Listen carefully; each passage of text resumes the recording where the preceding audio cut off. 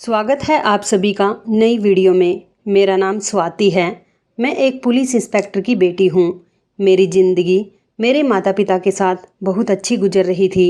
मैं उनकी इकलौती बेटी थी। वो दोनों मुझे बड़े प्यार से रखते थे। मुझे अपने मम्मी पापा इस दुनिया के सारे मम्मी पापा से स्पेशल लगते थे। मुझे ऐसा लगता था जितना प्यार मेरे मम्मी पापा मुझसे करते हैं उतना शायद किसी के माता पिता नहीं करते होंगे। मैं भी उनसे बहुत प्यार करती थी। मुझे ऐसा लगता था जैसे मैं दुनिया की सबसे खुशनसीब बेटी हूँ। मेरे पापा ने मुझे कभी किसी चीज़ की कमी नहीं होने दी थी। मेरे बिना कहे ही मेरी हर डिमांड पूरी हो जाया करती थी। मैं जैसा चाहे वैसा करती थी। मैं डॉक्टर बनना चाहती थी और पढ़ाई कर रही थी। मैं अपने कॉलेज के फ्रेंड के साथ एक ट्रिप पर गई हुई थी। मेरा ट्रिप पूरे एक हफ्ते का था, पर हमारे ग्रुप की एक लड़की की अचानक तबीयत बिगड़ने की वजह से हम लोगों को जल्दी घर वापस आना पड़ गया था। मैं अपने मम्मी पापा को सरप्राइज़ देना चाहती थी, इसलिए मैंने उनको बताया नहीं था कि मैं घर आ रही हूँ। वैसे तो मेरी हर रोज़ उनसे बात ही हो रही थी, लेकिन आज मैं उनको स्पेशल सरप्राइज़ देना चाहती थी। आज पहली बार मैं इतने लंबे ट्रिप पर गई हुई थी। मेरे पेरेंट्स ने मुझे जाने से मना कर दिया था क्योंकि वो लोग इतने दिन मुझसे दूर नहीं रह सकते थे, और जब मैंने जिद की थी तो उन लोगों ने मुझे भेज दिया था सिर्फ मेरी खुशी के खातिर।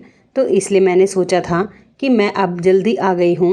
मेरे पेरेंट्स मुझे देखकर शॉक रह जाएंगे और खुशी से फूले नहीं समाएंगे। लेकिन मुझे नहीं पता था कि आज मेरी ज़िंदगी का एक ऐसा राज मेरे सामने खुलने वाला है जिसे सुनकर शायद मैं अपने पैरों पर खड़े होने के काबिल नहीं रहूँगी। दरअसल मैं अपने घर में जैसे ही घुसी तो दरवाजे पर ही मुझे मेरी मम्मी पापा के बोलने की आवाज़ आ रही थी। वो दोनों हॉल में ही बैठे हुए आपस में एक दूसरे से मेरे बारे में बातचीत कर रहे थे। अपने बारे में उनकी बातें सुनकर मैं वहीं पर खामोशी से खड़ी हो गई थी ताकि अपने पेरेंट्स की बातें सुन सकूं। मम्मी पापा से कह रही थी कि मुझे स्वाति की बहुत याद आ रही है। मेरा मन कर रहा है कि मैं उसे एक बार देख लूं। उसकी खुशी के खातिर हमने उसे जाने तो दिया, लेकिन ये हमारा ही दिल जानता है कि हम उसके बिना कैसे समय गुजार रहे हैं। मेरे पापा कहने लगे कि तुम परेशान मत हो, वो सही सलामत घर वापस आ जाएगी। हमारी बेटी बहुत बहादुर है और उसकी खुशी हमारे लिए सबसे ज़्यादा मायने रखती है। अब उसकी खुशी के लिए हमें इतना तो करना ही था, और वैसे भी वो कहीं दूर थोड़ी गई है। सिर्फ एक हफ्ते की ही तो बात है, जल्दी ही वापस आ जाएगी। तो फिर सारा दिन अपनी बेटी को देखती रहना। लेकिन उसके बाद जो बात मेरी माँ ने कही उसे सुनकर तो मुझे अपने कानों पर विश्वास नहीं हो रहा था। मैं अंदर जाने ही वाली थी, पर उन लोगों की बात ने मुझे सावधान कर दिया था और मुझे उस जगह पर खड़े होकर उनकी बातें सुनने पर भी मजबूर कर दिया था। मैं पूरी बात जानना चाहती थी, इसलिए मैं वहीं पर जमकर खड़ी रही। मेरी माँ ने मेरे पापा के जवाब में कहा था कि मैंने कभी सोचा नहीं था कि भगवान इस तरह से हमारी गोद में स्वाति को डाल देगा। शायद हमारे भाग्य में उसकी परवरिश करना लिखा हुआ था। पापा कहने लगे, मुझे स्वाति को देखकर विश्वास नहीं होता। ऐसा लगता है जैसे वो हमारी ही बेटी है, जैसे उसे तुमने ही जन्म दिया है। तुमने देखी है उसकी शक्ल, बिल्कुल हम दोनों से मिलती है। अगर मैं उस दिन टाइम पर उस नदी के किनारे नहीं जाता तो शायद मुझे पता ही नहीं चलता कि नदी के किनारे एक मासूम बच्ची पड़ी हुई है। अगर थोड़ी सी भी देर हो जाती तो वो अपनी जान से भी जा सकती थी।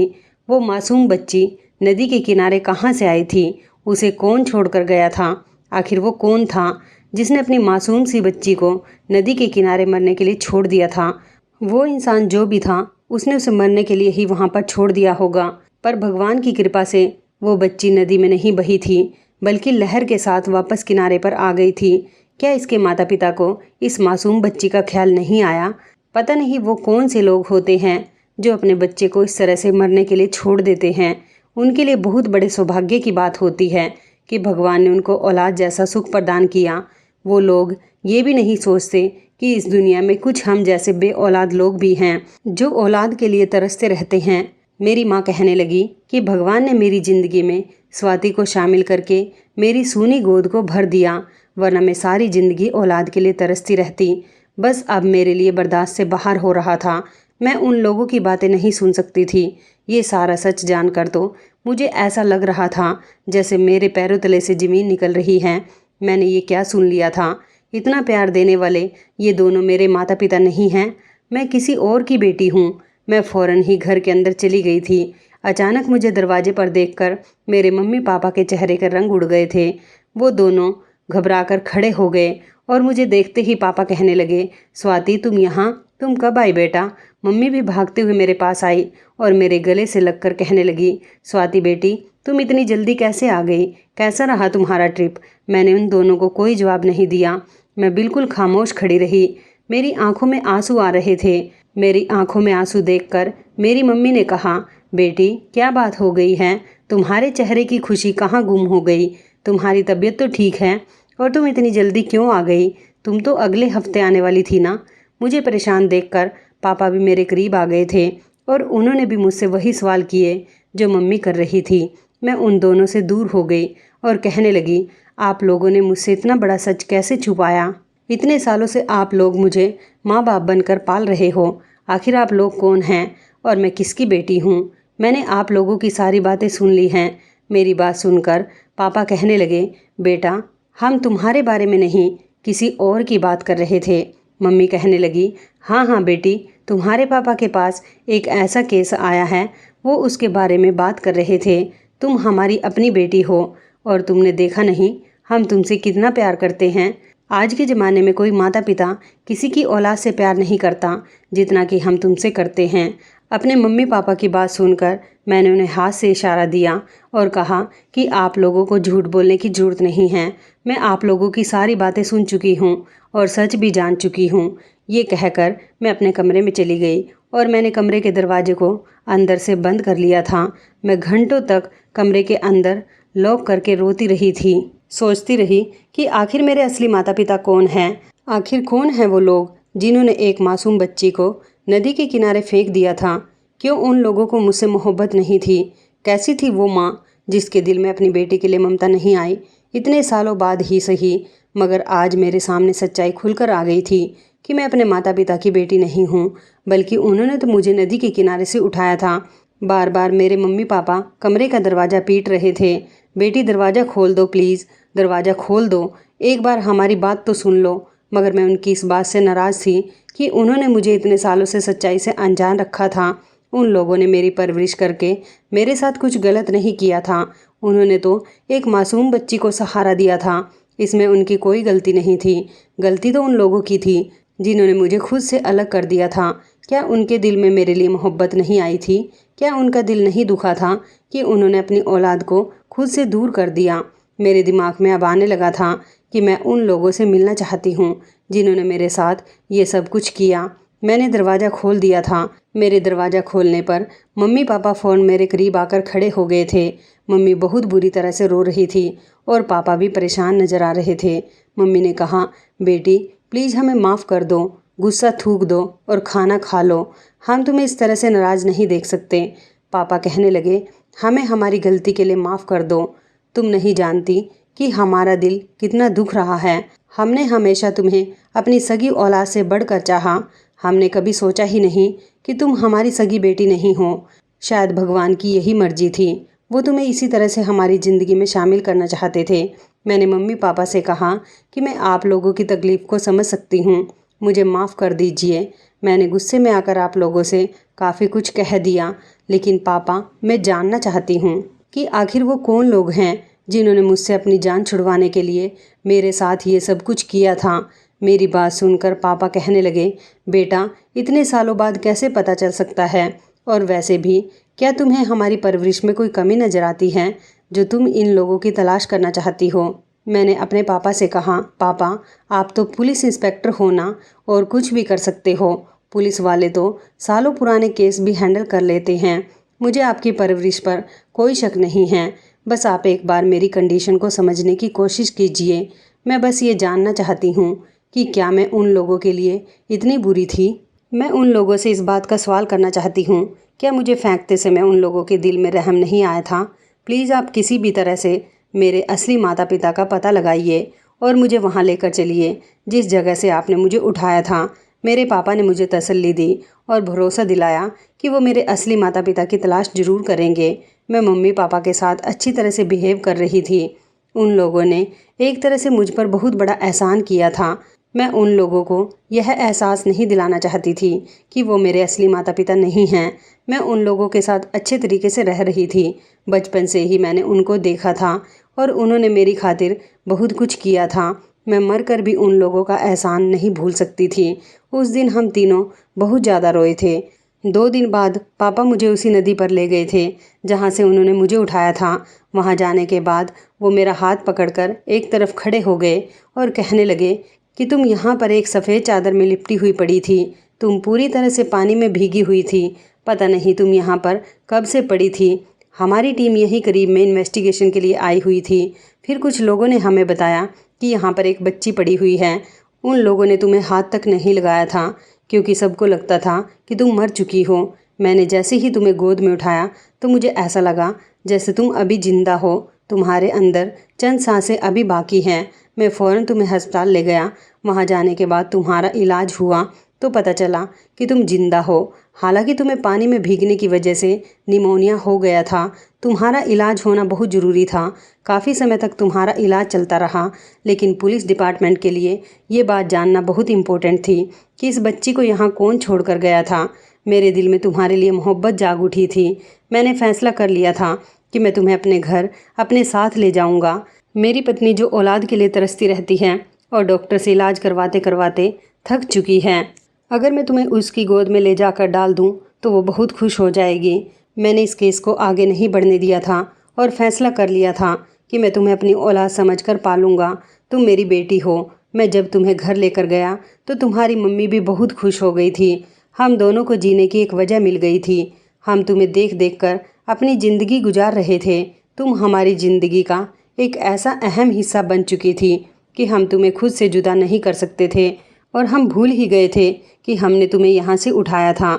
ये सब बताते हुए मेरे पापा की आंखों में आंसू आ गए थे। वो एक पुलिस इंस्पेक्टर थे और बहुत ही मजबूत इंसान थे।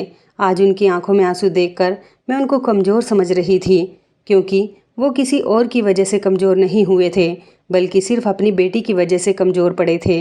मैंने अपने पापा को गले से लगा लिया था और कहा था कि आप ही मेरे पिता हैं। मैं आप लोगों से बहुत प्यार करती हूँ। मेरे पापा मेरी बात सुनकर बहुत खुश हो गए थे। मुझे उस जगह को देखकर तसल्ली हो गई थी और हम लोग घर वापस आ गए थे।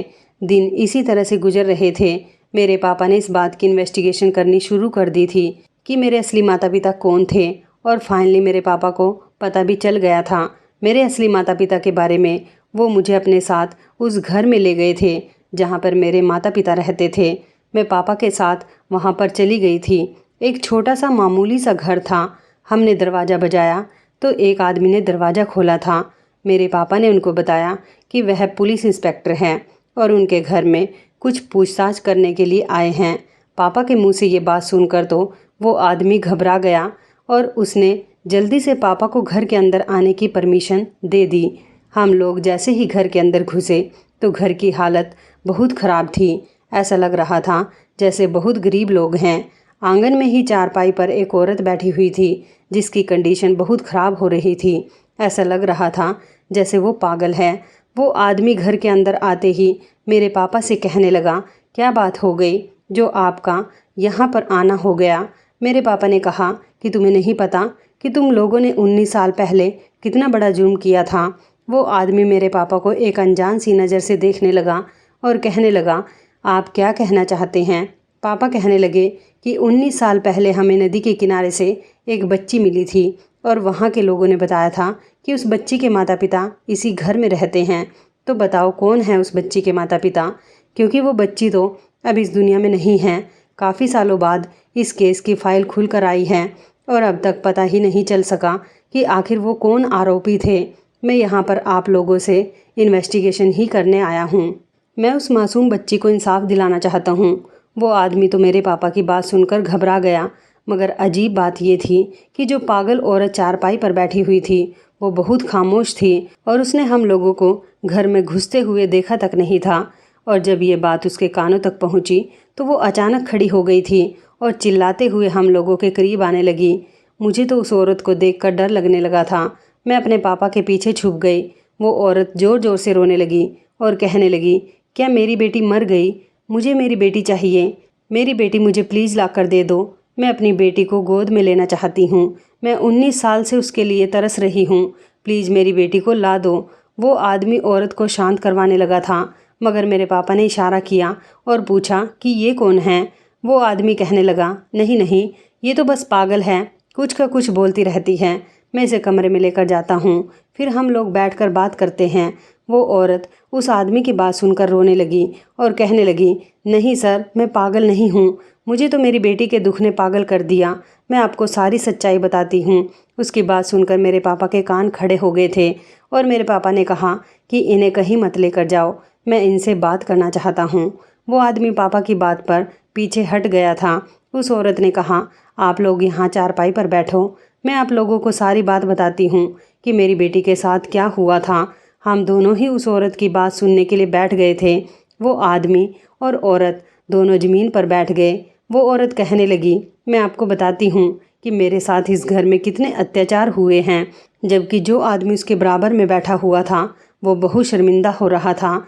उस औरत ने कहा कि जिस दिन से मैं इस घर में आई हूँ तब से ही मुझ पर अत्याचार होने शुरू हो गए थे। मुझे नहीं पता था कि शादी के बाद लड़की की ज़िंदगी इतनी ज़्यादा मुश्किल हो जाती है। शादी के 4 महीने बाद जब मुझे खबर मिली थी कि मैं माँ बनने वाली हूँ तो मुझे बहुत खुशी हुई थी। लेकिन मेरी सास ने मुझसे जो बात कही थी वो बात सुनकर तो मेरी सारी खुशी कहीं मर सी गई थी।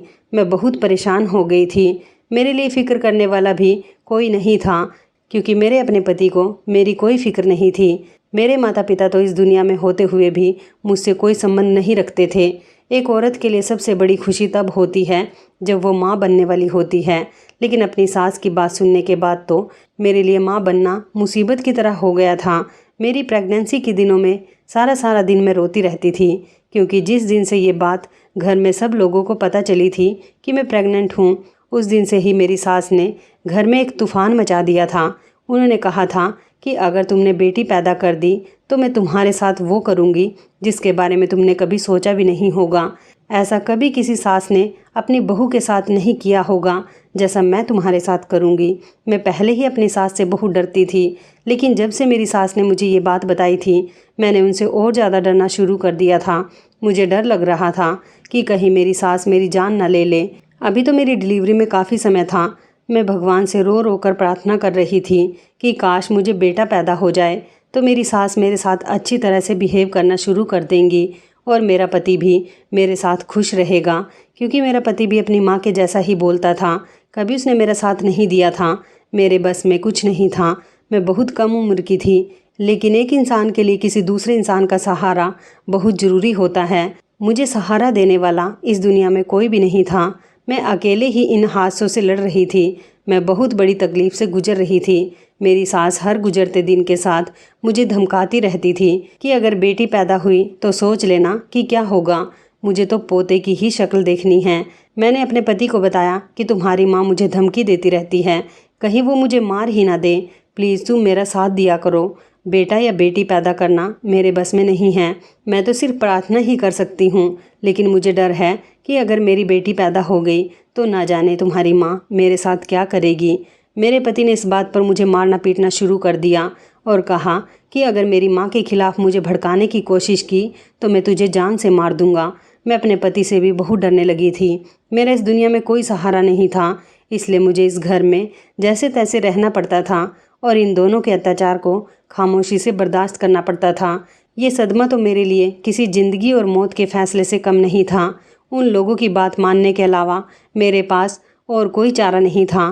मैं बस खुद को तसल्ली देती रहती थी और समझाती थी खुद को कि मेरा बेटा ही पैदा होगा और फिर मेरी ज़िंदगी पूरी तरह से बदल कर रह जाएगी। भगवान ने चाहा तो मेरे साथ कुछ गलत नहीं होगा, लेकिन अगर बेटी पैदा हो गई तो क्या होगा? मैं कहाँ जाऊँगी? मैं तो वैसे भी भागों की जली हुई थी। न जाने मेरे साथ क्या होगा। ये ज़माना बहुत जालिम है। मेरी सास भी तो किसी की बेटी थी, तो फिर वो बेटियों के बारे में ऐसा क्यों कह रही थी? क्या बेटी और बेटा बराबर नहीं हो सकते? और फिर उस औरत की क्या गलती है जिसको पता नहीं होता कि 9 महीने उसने जिस बच्चे को पेट में पाला है वो बेटा है या बेटी? वो तो सिर्फ माँ होती है और अपनी औलाद को अपनी जान से बढ़कर चाहती है, क्योंकि वो उसके शरीर का एक हिस्सा होता है। मुझे बस दिन और रात यही फिक्र सताती रहती थी कि अगर बेटी पैदा हो गई तो क्या होगा। बेटा पैदा नहीं हुआ तो फिर क्या होगा। मुझे प्रेगनेंसी में कोई परेशानी होती तो मेरी सास मुझे डॉक्टर के पास भी नहीं जाने देती थी। कहती थी कि बच्चे तो हमने भी पैदा किए हैं, अस्पताल जाने की क्या ज़रूरत है, घर में रहो और घर के सारे काम किया करो। मेरी सास ने मुझे एक पल के लिए भी सुकून लेने नहीं दिया था। ज़िंदगी इसी तरह से गुजर रही थी। मैं हर दिन फूंक फूंक कर गुजार रही थी। फिर आखिरकार मेरी डिलीवरी का समय भी आ गया था। मेरी सास ने अस्पताल जाने से मना कर दिया था और साफ साफ कह दिया था कि बच्चा घर में ही पैदा होगा। मेरी सास ने गांव की ही एक दाई का बंदोबस्त कर लिया था। कुछ ही देर बाद दाई हमारे घर के बाहर मौजूद थी। मुझे दर्द होने शुरू हो गए थे। उसने जल्दी से जाकर तैयारी करनी शुरू कर दी थी, लेकिन मेरा दिल तो ज़ोर ज़ोर से धड़क रहा था। समझ नहीं आ रहा था कि मेरे साथ क्या होगा। मैं अपने दर्द को तो भूल चुकी थी, क्योंकि मैं वो दर्द बर्दाश्त कर सकती थी, लेकिन ये टेंशन मुझसे बर्दाश्त नहीं हो रही थी कि बच्चा पैदा होने के बाद क्या होगा। इस बात को सोचते सोचते मुझे पूरे 9 महीने हो गए थे। मेरी सास ने हर रोज़ मुझे धमकी दी थी और एक पल के लिए भी मुझे ये बात भूलने नहीं देती थी कि मुझे बेटा ही पैदा करना है। और अब वो घड़ी भी आ गई थी और मैं ये सोच सोच कर परेशान हो रही थी कि पता नहीं मेरी सास ऐसा क्या करेंगी। उनकी धमकी ने मुझे पूरी तरह से डरा धमका कर रख दिया था। दाई जब मेरे पास आई तो उसने मुझे खबरदार कर दिया था।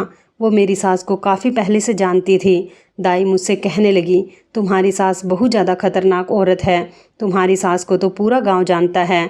मैं तुम्हें बता देती हूँ कि अगर तुम्हारी बेटी पैदा हुई तो उसे बचाना तुम्हारा काम है, क्योंकि सविता बेटी पैदा होने के बाद जो तमाशा खड़ा करेगी उसके बारे में तो सभी जानते हैं, क्योंकि उसने अपने बड़े बेटे की बहू के साथ भी बहुत बुरा किया था। तभी तो उसका बड़ा बेटा अपनी पत्नी को लेकर शहर में रहता है।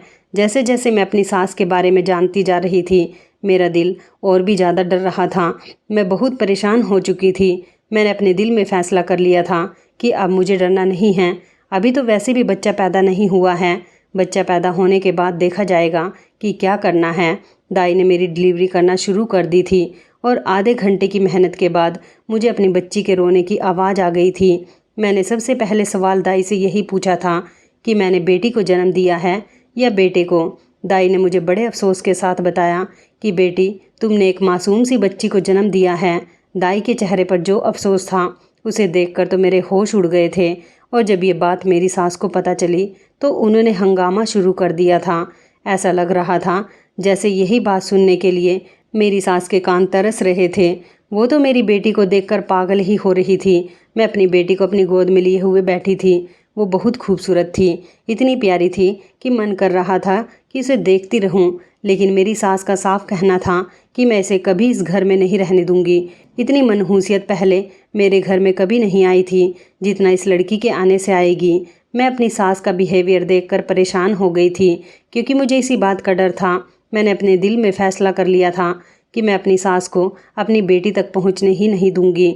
मगर उन्होंने गांव की औरतों के सामने ऐसे हालात पैदा कर दिए थे कि मुझे अपनी बेटी को उनकी गोद में देना ही पड़ गया था। मगर मैं ये नहीं जानती थी कि ये औरत जालिम भी हो सकती है। वो सचमुच मेरी बेटी को उठाकर घर से बाहर ले जाएगी। उन्होंने तो बस अपनी पोती का चेहरा देखने के लिए उसे अपनी गोद में लिया था, मगर जैसे ही मेरी बेटी उसके पास गई तो वो उसे लेकर घर से बाहर निकल गई। मैंने अपने पति से कहा कि आपकी माँ मेरी बेटी को कहाँ लेकर गई है, मगर मेरे पति को भी इस बात से कोई मतलब नहीं था। बेटी पैदा होने से तो उसका भी मूड बहुत ख़राब था। मैं इस काबिल नहीं थी कि अपनी सास का पीछा कर सकती। मैं पीछे जाकर देखती कि आखिर वो मेरी बेटी को कहाँ ले जा रही हैं और मैं अपनी बेटी को छीन लेती। भले ही मुझे अपनी बेटी के लिए इस घर को छोड़ना क्यों ना पड़ जाता, लेकिन मैं अपनी बेटी की जान बचा पाती।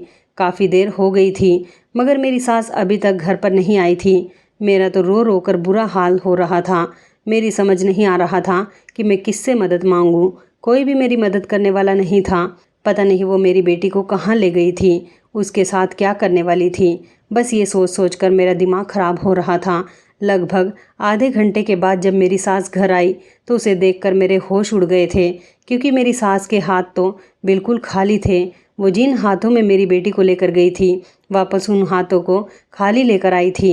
मैं अपनी सास को देखकर पागल हो गई थी और उसे पूछने लगी कि बताओ मेरी बेटी कहाँ है, तुम उसे कहाँ लेकर गई थी और कहाँ छोड़कर आई हो। मेरी सास ने मेरे मुंह पर थप्पड़ मार दिया और कहने लगी कि बेटी पैदा करने की यही सज़ा है कि उसे जीने ना दिया जाए। मैं तेरी बेटी को नदी में फेंक आई हूँ।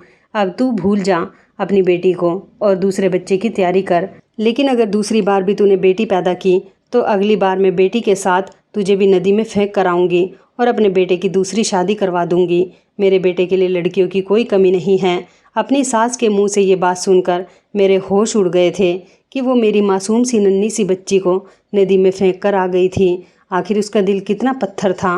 क्या मेरी मासूम सी बच्ची को देखकर उसका दिल नहीं पिघला था? उसके हाथ नहीं कांपे थे? मैंने अपनी सास को बोलना शुरू कर दिया था कि तुमने मेरे साथ ऐसा क्यों किया। मैं रो रो कर पागल हो रही थी। मेरा मन कर रहा था कि मैं चिल्ला चिल्ला कर सारी दुनिया को बता दूं कि इसने मुझसे मेरी बेटी को छीन लिया। मेरी सास ने मुझे घर के कमरे में बंद कर दिया था। सारी रात मैं इसी तरह से तड़पती रही थी। मैं अपनी बेटी के बारे में सोच सोच कर पागल हो रही थी। उस बेचारी का क्या हाल हो रहा होगा। मैं अपनी बेटी के पास जाना चाहती थी लेकिन दरवाज़ा बंद था। मैं कुछ नहीं कर सकती थी, पर मैंने फैसला कर लिया था कि मुझे कुछ न कुछ तो करना ही होगा। मैंने ज़ोर ज़ोर से चिल्लाना शुरू कर दिया ताकि इनमें से कोई आए। फिर मेरी सास आई थी और उसने दरवाज़ा खोलकर मुझे डांटना शुरू कर दिया कि चिल्ला क्यों रही है, पागल हो गई है क्या। मैं यही चाहती थी कि किसी भी तरह से कोई दरवाज़ा खोल दे। मैंने कहा, हाँ, मैं अपनी बेटी की ममता में पागल हो गई हूँ। मैंने अपनी सास से ये बात कही और अपनी सास को धक्का देकर मैं घर से भाग गई थी। इस गांव में एक ही नदी है।